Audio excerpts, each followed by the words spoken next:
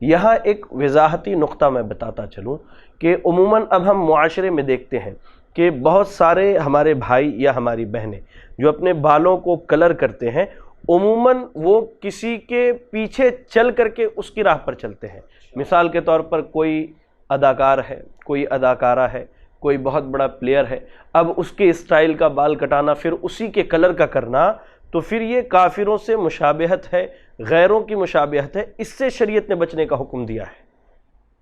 Europe کے culture کو follow کرتے ہوئے بہت سارے ہمارے نوجوان ان کی طرح ہیئر اسٹائل رکھتے ہیں، ہماری بہنیں رکھتی ہیں، اور پھر انہی کے کلر کا کرا لیتے ہیں، جو کلر ان کے یہاں عام ہے، جس کا ان کے یہاں بہت زیادہ استعمال ہے۔ اس سے بچنا چاہیے۔ ہاں، خوبصورتی کے لیے ہم کر سکتے ہیں، لیکن احتیاط کا پہلو زیادہ بہتر ہے کہ غیروں کی تقلید نہ ہو، ان کی راہ پر ہم نہ چلیں۔ اور مزید ویڈیوز کو دیکھنے کے لیے آپ ہمارے YouTube چینل کو سبسکرائب کریں۔ فجزاکم اللہ خیرا۔